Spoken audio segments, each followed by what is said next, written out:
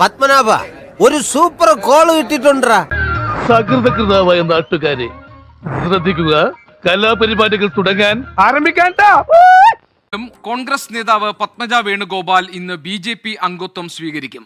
കോൺഗ്രസ് നേതൃത്വം നടത്തിയ അനുനയ ശ്രമങ്ങൾക്കൊന്നും പത്മജ വഴങ്ങിയില്ല. ACC ജനറൽ സെക്രട്ടറി അടക്കം സംസാരിച്ചെങ്കിലും ഫലമുണ്ടായില്ല. അത് വളരെ ദൗർഭാഗ്യകരമായ തീരുമാനമാണ്.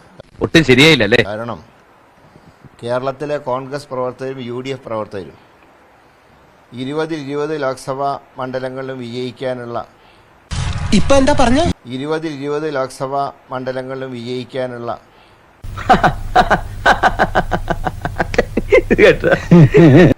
തീവ്ര ശ്രമത്തിൽ ഏർപ്പെട്ടിരിക്കുന്ന സന്ദർഭത്തിലാണ്. കൊള്ളാം മോനെ, നിന്നെ ഞാൻ നിരുത്സാഹപ്പെടുത്തുന്നില്ല. എനിക്ക് പരിപൂർണ വിശ്വാസമായി. ക്ഷമിച്ചോളൂ.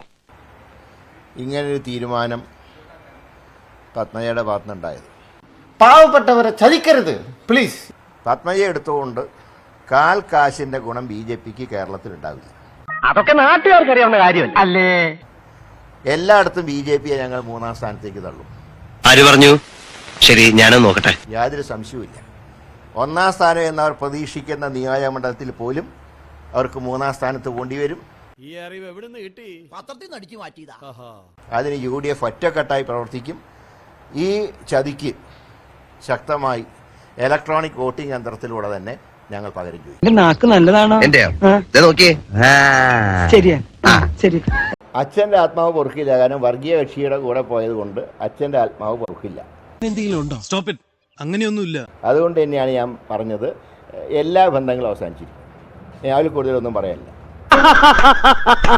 സന്തോഷമായി, എനിക്ക് സന്തോഷമായി.